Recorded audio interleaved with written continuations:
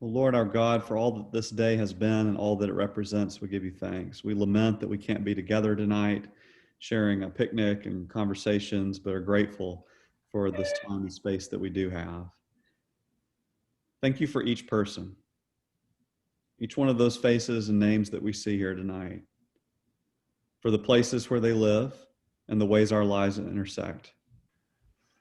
Help us to be church together and help us to be your ministers in the world. Lord, we pray your mercy upon us tonight. Lead us by your Holy Spirit. Be with us and fill our hearts and our minds, our words and our ears with your voice and your word. Lift up Elise as she leads us, and Tiffany. Thank you for them. And lift up our hearts to you in all these prayers in Jesus' holy name. Amen. All right, everyone, welcome again. If you just joined us, there is a placemat, what we call, in the chat that you can link to. It was sent out earlier as well. We do ask that if it's possible for you to print that out and have that in front of you. Now the print may be too small for some of you to read once it's printed out, or you may not have a printer handy. So in that case, you can have it accessible to pull up when we get to our discussion a little later on. But I wanted to point that out to give you a chance to do that while we're opening up here. Today, we're going to participate in a public deliberation forum, which is a structured dialogue about a particular issue. As you know, the issue we're exploring today is the church's role in a divided society. Before we dive into that though, I do want to discuss our purposes for gathering. Deliberation isn't designed to significantly change people's minds, nor is it designed to guide us as participants to consensus around a particular issue. Forums like this aren't intended to produce outcomes in the form of action plans. But we do have other outcomes in mind. And I'd like to describe for you why we've chosen this format. The first outcome and our hope for having this public deliberation today is that we think it can inform our way of thinking. So we understand that there's more than one legitimate stance or course of action that a church might take in a divided society. By our forum today, we will share a vocabulary and a sense of the advantages and drawbacks to each stance that the church may have. And we'll present that here as three options: the church as refuge, the church as mediator, and the church as prophetic voice. Again, we acknowledge those aren't the only positions churches can take, but so often we get locked into a kind of binary way of thinking. And we'd like to open that up at least a little bit today so that we have different ways of understanding what it is the church can be. Our other desired outcome, as Tiffany mentioned, is that we hope to model some spiritual practices today, specifically compassionate communication. And we want to affirm a sense of, we want to affirm a congregation-based model of church. Which is particularly appropriate on Covenant Day, particularly relevant for a Baptist church. Today, we're going to practice learning from each other and giving everyone an opportunity to be heard. People of all backgrounds can certainly weigh in on the divisiveness that we're currently experiencing in American society. But we also know that there are folks at DaySpring who have jobs and experiences caring for people and institutions who are affected by this divisiveness. So we have therapists and educators, law enforcement, members and leaders of civic organizations and associations. Obviously, we have clergy, medical professionals, and many others. So let's learn from our collective experience and together share our concerns in a spiritual way. Third, we want to share some hope and encouragement so that each of us as individuals or households, and that all of us as the church can understand that we can have a redemptive role in society. So having an understanding of the three options, church as refuge, church as mediator, church as prophetic voice, and then having time to reflect on which of those options suit our individual temperament and circumstances can equip us to have a sense of what we can do in this divisive moment. So even though we're framing this as the role of the church in a divisive society, we have to remember that the church is not just DaySpring as an institution, but each of us are church. And so we can ask this question in two ways. What is my role as church as part of the body in a divisive society? And then what is the role for DaySpring? So we want to present that there is a redemptive role that we can participate in and invite us into that. And then finally, we hope that today we'll begin to get a sense of where our church stands. So we'll hear everybody's perspectives, and then we hope that will inform other discussions in the future. We're planning to do an Advent study on the church's response to racism. And so a forum like this serves an information gathering purpose. And at the end, we'll have a poll, and that's really important for everyone to fill out. If you know you're going to have to jump off this meeting early, please email Tiffany. We'll put a questionnaire in the chat at the end as well. So if you can't participate in that poll, or you just like a little more time to reflect, you will have an opportunity to give feedback. And that's going to be really important for understanding, again, where everybody stands on this. So that's our purpose. So those are our purposes, our intended outcomes, what we're hoping for today. We're going to do this by engaging in deliberative dialogue. So in our breakout groups and in final reflection, we are going to prayerfully understand the pros and cons of these three options that we describe as the church, these three stances that we might take. And with each option, we're going to understand, or we're going to talk about the benefits, the drawbacks, and the trade-offs. So no single option is the right option. There are legitimate reasons why churches take up these different stances and legitimate things that hold them back from adopting these positions. So we want to give time to explore the benefits and the drawbacks. In deliberative dialogue, we move beyond the initial positions that people hold to get to some of the deeper motivations. So the things that we consider to be most valuable in everyday life. Part of what we're doing here is is getting to the values level of discussion. So what is it that we hold to be most important? What is it that we see our church as really being about? Instead of throwing out statistics and sound bites, we're not trying to win a debate here, right? We're trying to really get to the deeper motivations and to understand each other. So deliberative dialogue really invites us to weigh carefully the views of others and to appreciate the impact that various options would have on what others consider to be valuable. So part of what we're doing today, as I mentioned, is sharing values, but we're not doing that just so that we can speak into a void.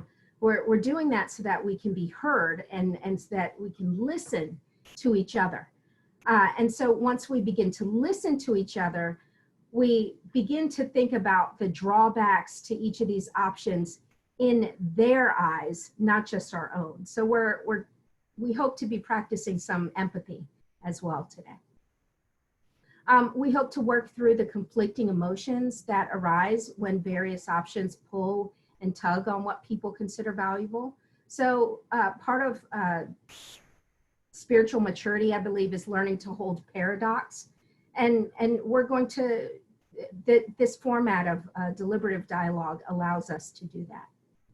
And then finally, deliberative dialogue in a faith setting invites us to rely on our faith and to rely on the Holy Spirit to guide our time together. So are there any questions that you might want to drop into the chat about the way we're doing this, what we're beginning to explore today?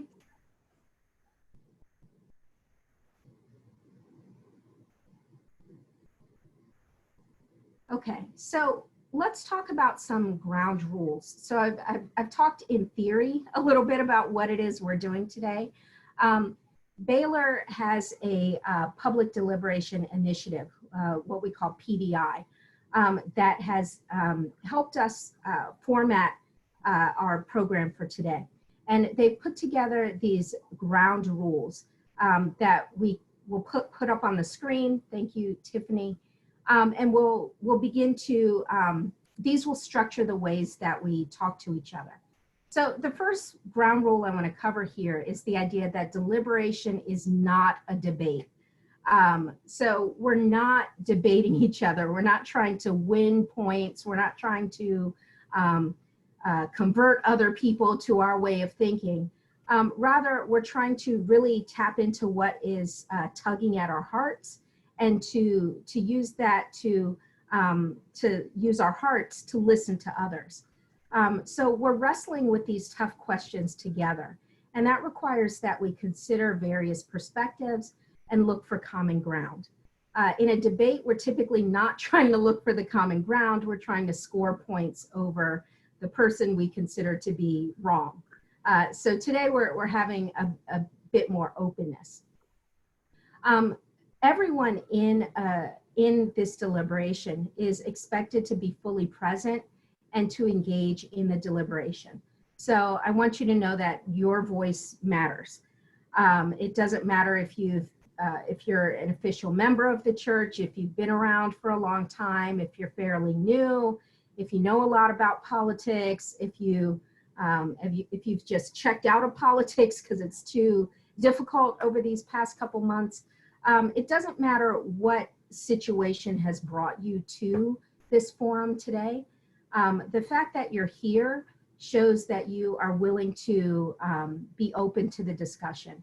And we ask everyone to be willing to contribute, and to contribute in a way that is respectful of time. So you'll see on there, on the ground rules, it says no one or two individuals should dominate. Be intentional about both listening and speaking. We'll have breakout groups, and in our groups, we'll have about 15 minutes to discuss each option. So we'll have our facilitators keeping time, but that said, you should be mindful not to take up 5 minutes with just your point of view when you're in a group of people of more than 3, and you only have 15 minutes to discuss the options. So be intentional about listening as well as speaking. In each breakout group, we'll give all of the major choices, the 3 options we talked about, equal consideration. We're going to give them equal time and an equal framework for discussing those. And that just makes it fair, right?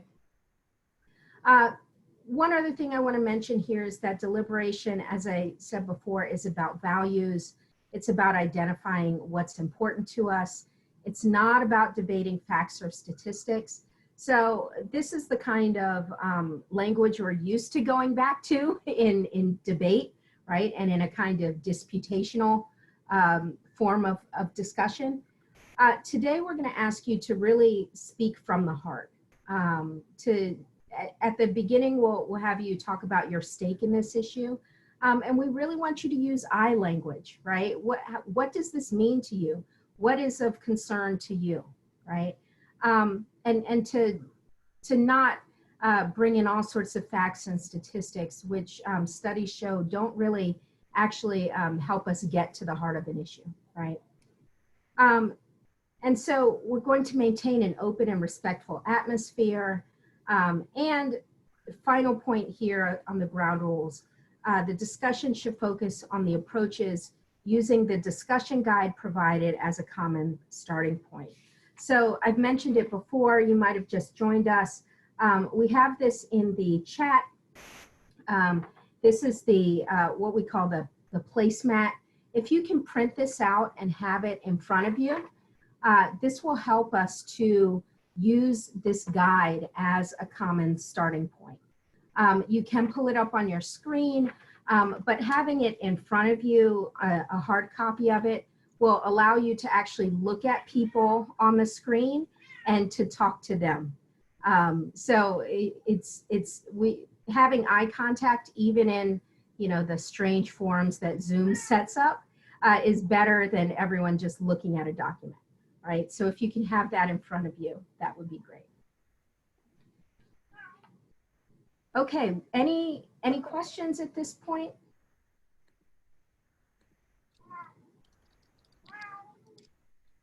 I think my cat's about to join us, so I'm just warning you of that. I'll do my best to keep him out the way.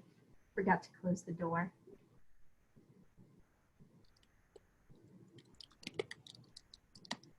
Okay, so let me give you an overview of the three options that we'll be discussing in the groups.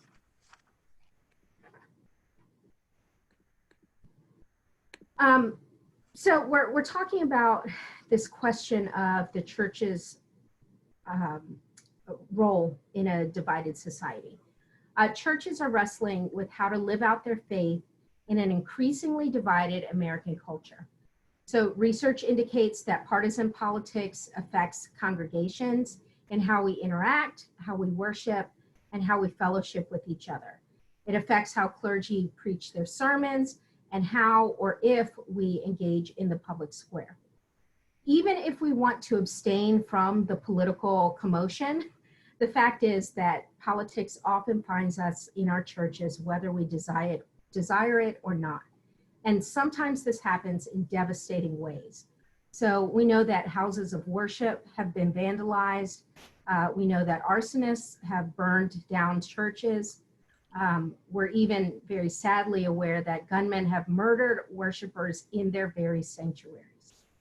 The attacks on people of faith everywhere have ramifications for worshipers everywhere.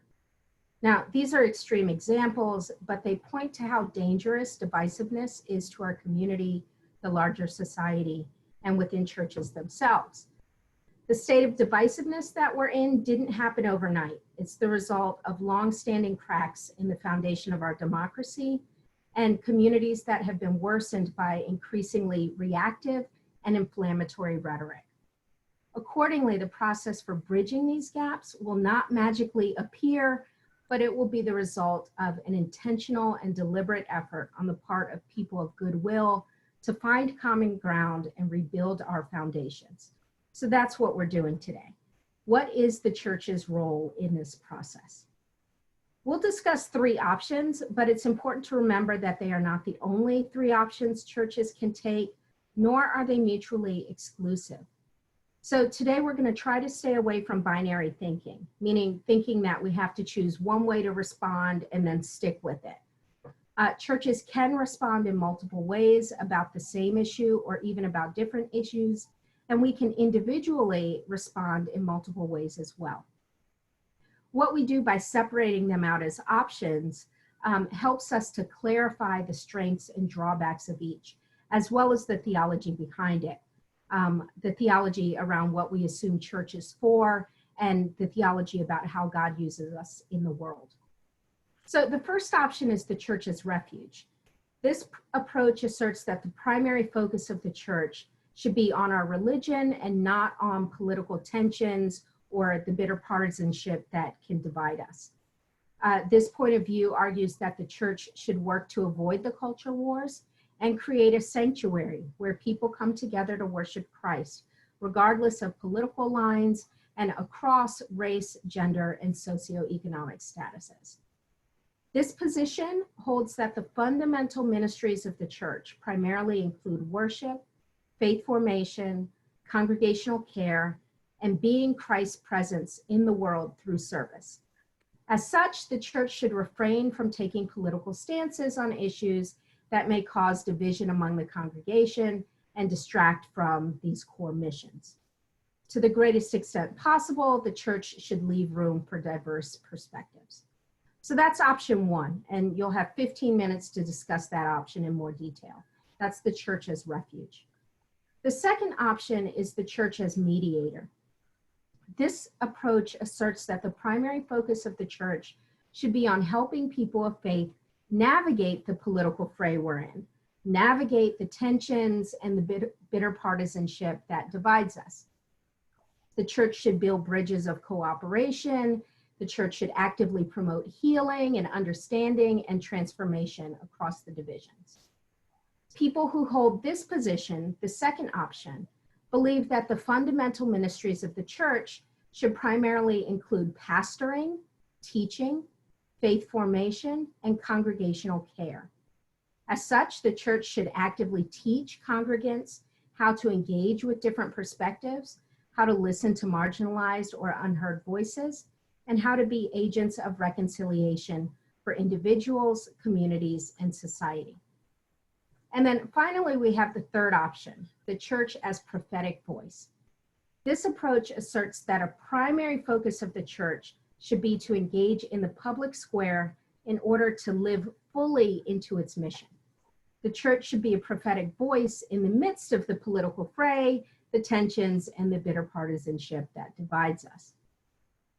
People who hold this position believe that the fundamental responsibilities of the church should include speaking to the cultural and political issues of the day, pursuing justice, and advocating for righteousness. As such, the church should actively speak, engage, and lead in addressing issues of the day. The church should consider how it can wield its power and influence for good, and should actively work to be Christ's presence in the world. This prophetic voice will manifest in different ways depending on a church's denomination, its leadership, and the moral and ethical commitments of its members. So those are our three options. We're going to dive into breakout groups where we'll explore these options in a conversational, dialogical way. And again, we'll have 15 minutes for each option. We'll have the facilitators who will be paying attention to the time, but again, everyone be respectful and mindful of the time in your discussions. So we should see on our screens invitations to join breakout groups. When that pops up on your screen, go ahead and accept that, and then go to the group. If you don't click it, if you click later, I think is the option to join later, you'll be in this main room, but there won't be anything going on here, right? All the activities going on in the breakout groups. So if you need to find that later, the option is still there for you at the bottom of your screen. So go ahead and join these breakout groups.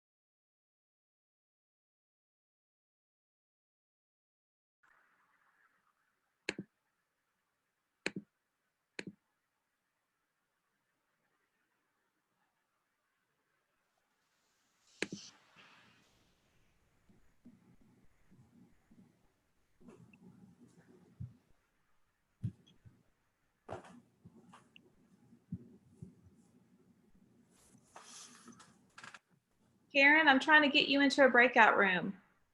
Oh, that's all right. I've just tuned in. I have no idea what's going on. Oh, okay. Well, we've had, Don't worry about it at all. I've been cooking and I wasn't watching time.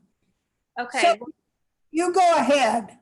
Can I just wait till you all get back together? Yeah, it'll be a while, but yeah, you can. Okay. Sorry about that. Okay, that's all right.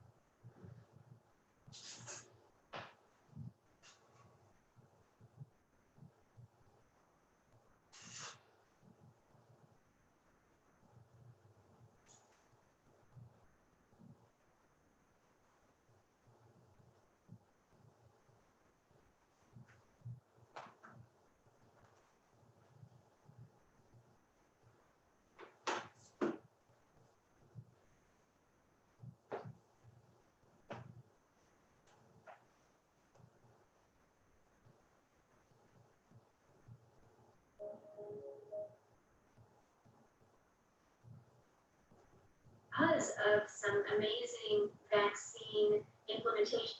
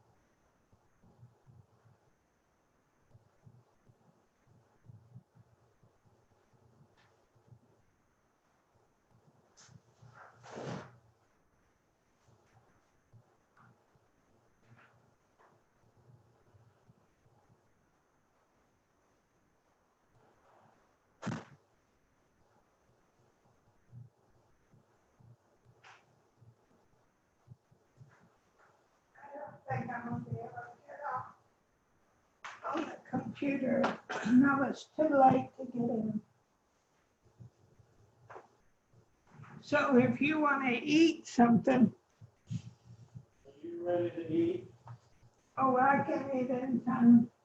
I guess I'm ready. I eat it. Person that's only the food discussion. Well, they broke it up into small groups and chickens, and I'll try to get you in. All in everything. They're groups of 5.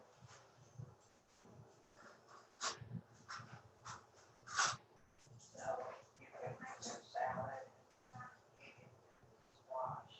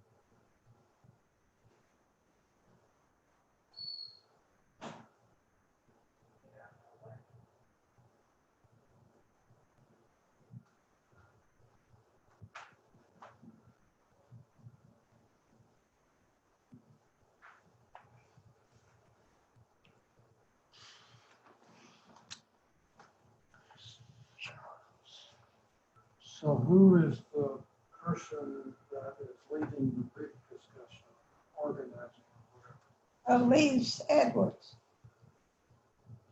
Elise E.L. Elise Edwards, the black woman from church. what are some ideas for a church to do?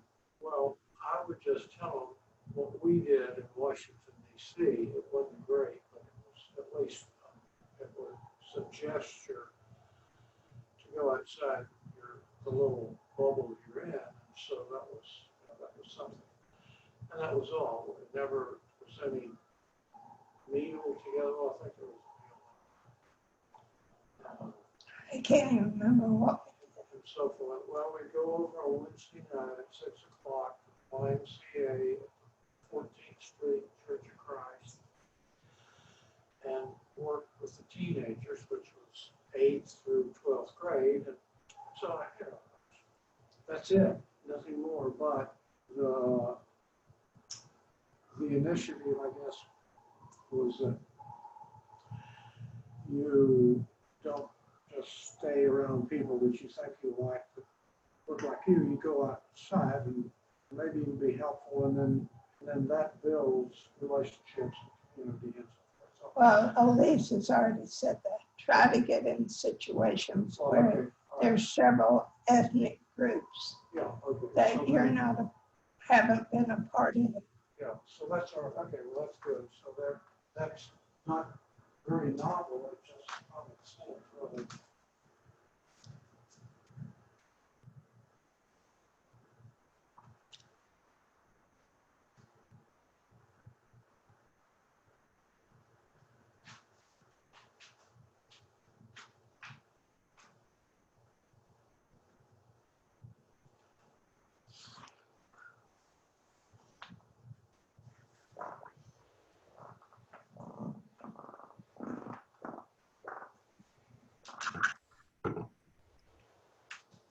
Hey, Angela.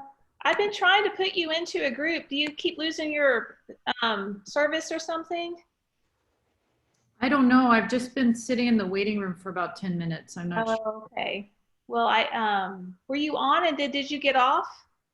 I realized I came on and then I realized she was going into groups and I Okay. was not like, I was putting groceries away and doing other things and I knew I couldn't like at that moment join a group. So I went off, came back on a few minutes later and at that point there was no way. So All right. but I waited about 10 or 15 minutes in the waiting room and nothing. Okay. Well, thanks for texting me. Hey, guys. So you should have an invitation to a group. So do you see it anywhere on there? Because I've already put you in one and it says Oh, you yeah. joined it. Okay, I'll go. Thanks. All right. And Karen, you have been assigned a group as well, but you haven't joined it. So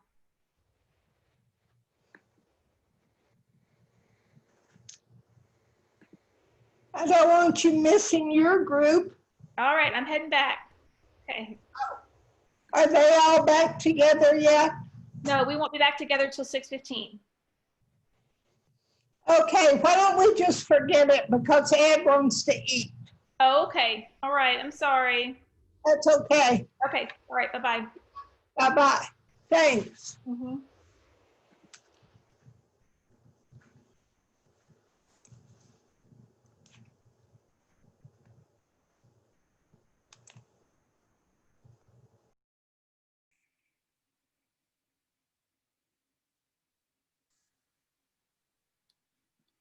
Hey, it's just us again. Y'all did a great job. Thank you for sharing your and you participating in conversation. I know it's kind of hard to do over Zoom. If we were in person, this would be so much easier. We would be able to talk a little bit more quickly and freely. So thank you for enduring this on Zoom. Welcome back, everybody. Glad you're joining us again. I hope you had some good conversations in your breakout groups. Welcome back. Okay, Elise, I'll turn it back over to you. That little one. All right, remember to unmute yourself as you're coming back into the larger group. I'm looking for where to mute people. Okay. We are going to have some final reflections, but before we dive into that, I think it might be helpful to give everybody just a couple of minutes in silence.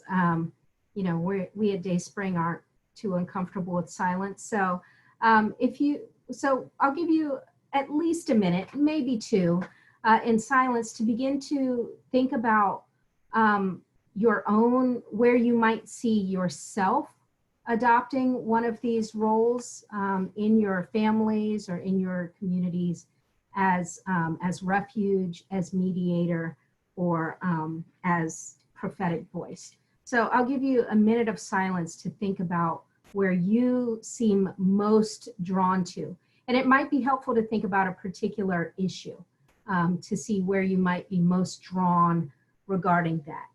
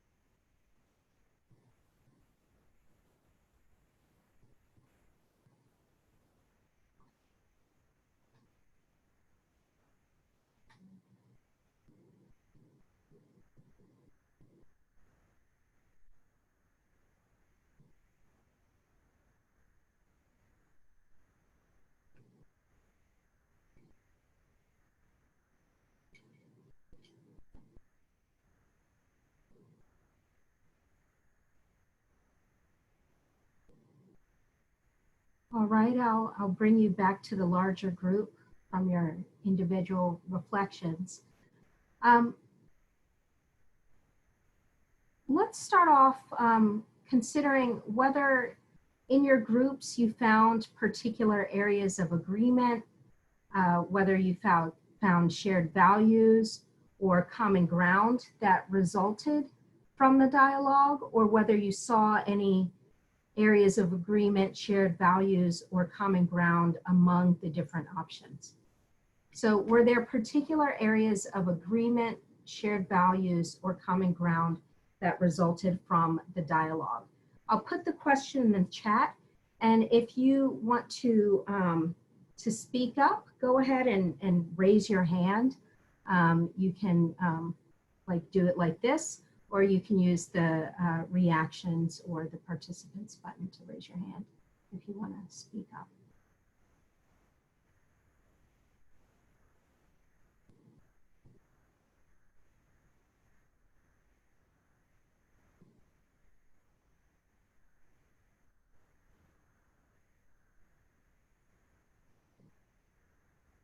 You can also drop your thoughts into the chat if you don't want to speak up out loud. Elise, I was just going to say, in our group, we all agreed that we had seen the prophetic voice used, or the prophetic stance used inappropriately in some ways, and so that led to some hesitancy. We've seen the church as mediator role used in some ways that allowed people to hide behind taking some important steps. We remembered kind of what we read about MLK and the bus boycotts. So, great, thank you. Mm-hmm.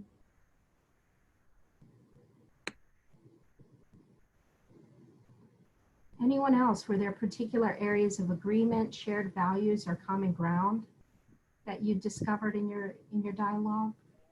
There's a lot of interest in our group around the church's mediator. I think that one comment even made that perhaps this is the church's refuge, to have a community of people who are actually comfortable having conversations, important conversations about divisive issues, and yet who can have the conversations in a reasonable and centered on Christ kind of way.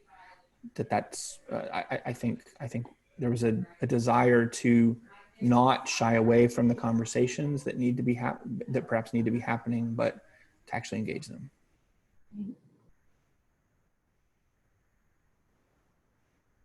Let me ask, how are you thinking differently, or are you thinking any differently about the church's role in a divided society, based on your participation this afternoon?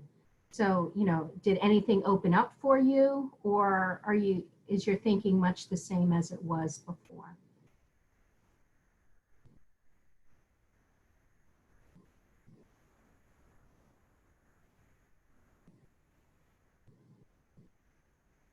And again, you can raise your hand, you know, flag me down and unmute yourself, or you can drop those ideas in the chat. Elise, I'll just share that in our group, we talked about the different ways that DaySpring has embodied actually each of these three.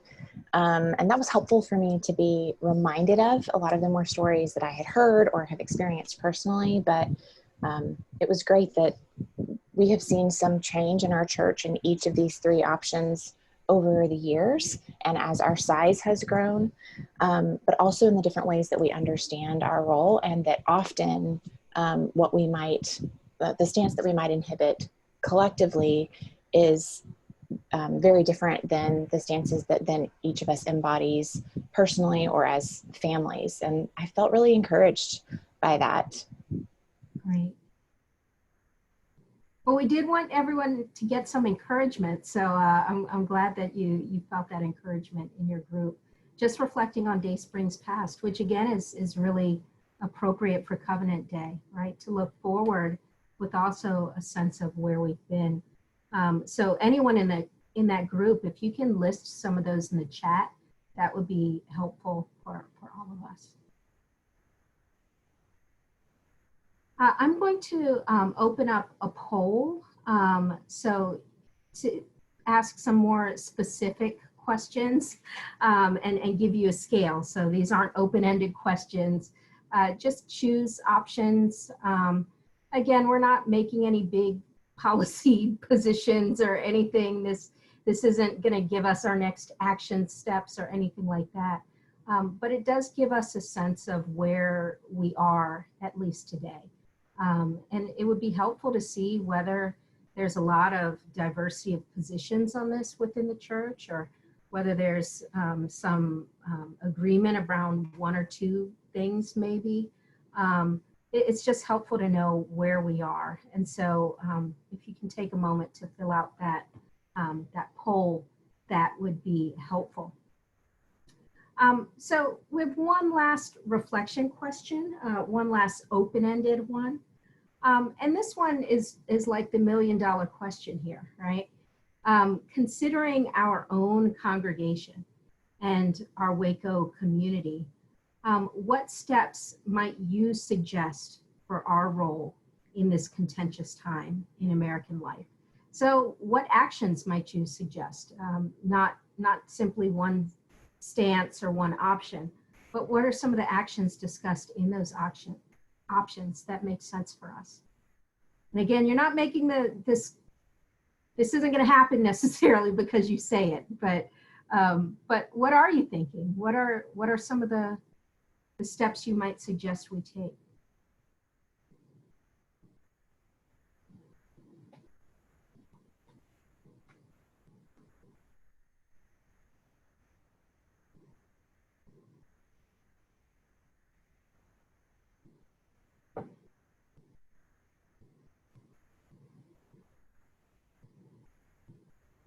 The church as mediator option suggested that churches train people in dialogue and deliberation.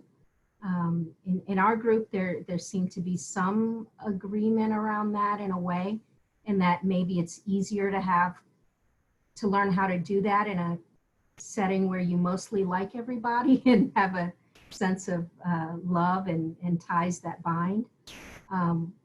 What are some of your thoughts about that, as having more ways of being trained in dialogue and deliberation?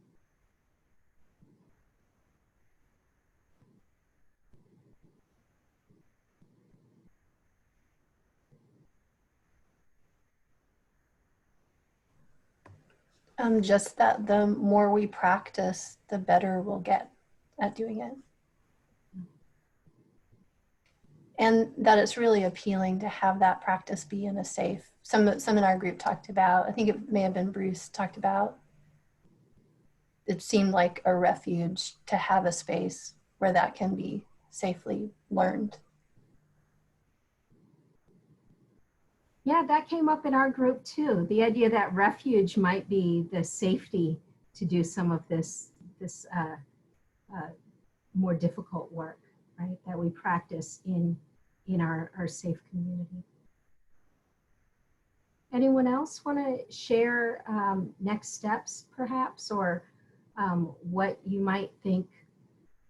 Perhaps you didn't like any of the three options. What might be a role you would think that the church could occupy in this contentious time?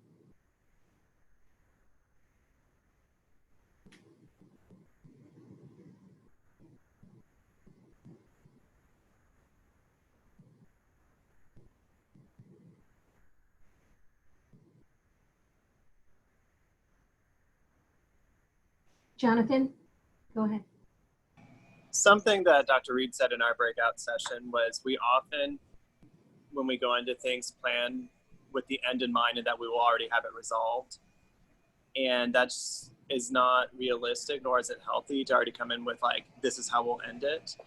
And it's for us, like as we talk about with everything in life, we hold it loosely before the Lord and the Holy Spirit who is present among us. And so things may not resolve the way we think, but we can't plan it to resolve the way we want it to, if that makes sense. Wonderful. Elise, I just wanted to jump in and add, if you're feeling stressed by trying to do the poll and talk, it's okay to let the poll go. You don't have to do the poll, it's fine. But I did want to read a couple of the comments that were here in the chat.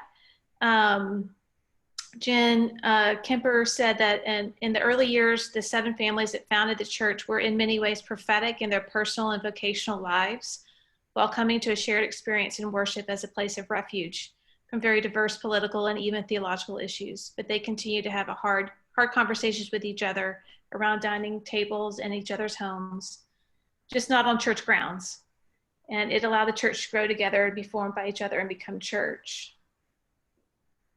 A couple other comments. Church is discerning together to the voice of the Spirit by Mike and Emily Smith.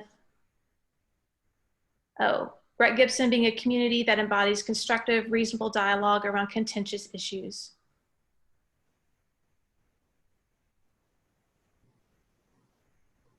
I think many of the things that have come up in the groups and then also in some of the comments here are about centering our commitment to Christ and understanding ourselves as followers of Christ. And so I thank you for giving your time to this today. We know that our lives as the church and following Christ isn't only something we do in our congregation, but something we do in engagement with our surrounding society and our families. And I know many of you are concerned about, like, how are you going to handle holidays and the election season, as someone who's committed to, following Christ faithfully, but knowing that there's so much turmoil going on. So I just want to encourage you to continue thinking about ways that you might engage in dialogue and deliberation in non-confrontational ways, but leave room for those other options as well, that there might be a time for a prophetic voice, that there might be a time for you to be simply refuge, or for you to seek refuge. So, thank you for being here and showing up and bringing your hearts and your experiences into the discussion. We know it's hard to do this over Zoom sometimes. It's not quite the same as all of us being together. But I do hope that your voices were heard and that you listened to others. And I'm just so grateful we got to be church together working through this. So that's it. I have a couple of things to add. Would you mind just mentioning a little bit about Advent? And you know, we've been talking since this summer about how we really want to have a church-wide conversation on what is DaySpring's contribution to some of the racial tensions and crisis that we have experienced this year as a country. And so we hope to come up with some pretty particular and practical ways that DaySpring can have a contribution.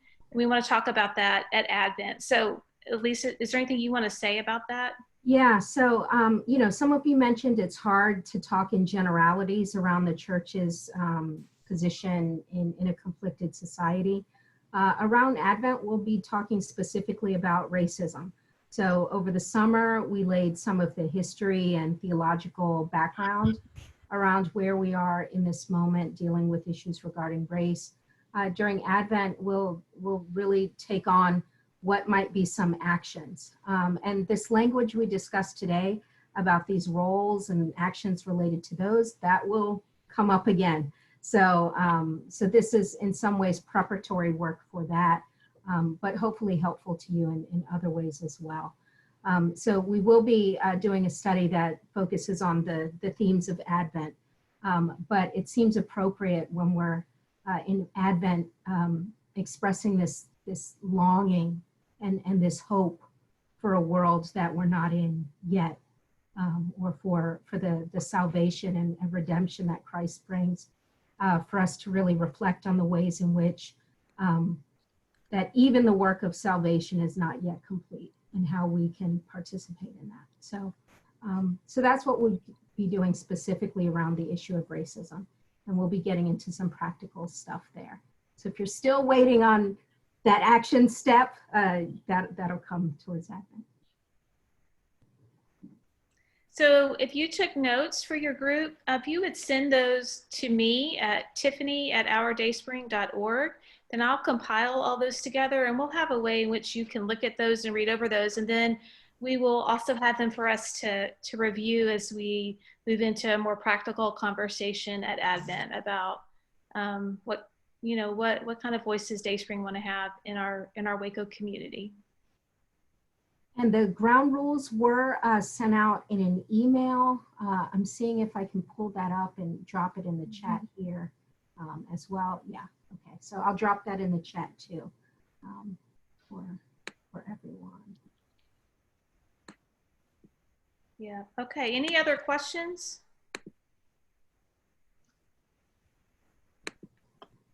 Okay. Hey, Tiffany. Yes. There were two, Monty brought up in the chat, I don't know if you saw that, about learning how to have these conversations in a non-confrontational way. Okay, I didn't see that yet, no. On listening and speaking. Okay. And then Jen said. That's good, thank you. Yeah, we can think about that.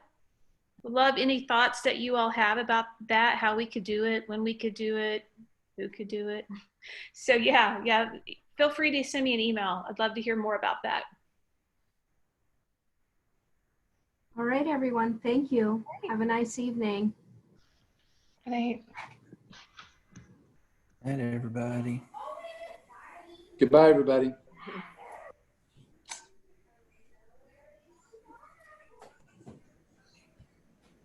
I'm sharing the results of the poll right now. If you'd like to see it.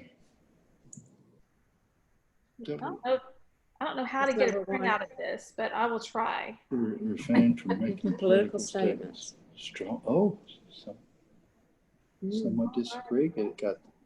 Okay, so those are the results of the poll, and I will see if I can figure out how to share that as well. Thank you, Elise. You're welcome. This was great. Thank you for important letting me do this. Yeah. Right, community is important. You know, if how I can get the results of this, like once we stop sharing it, then you know. Should be in the recording. Oh, okay. Congregations are places where And the file. Can take place. Are we not muted? So you're not muted. Oh, thank you.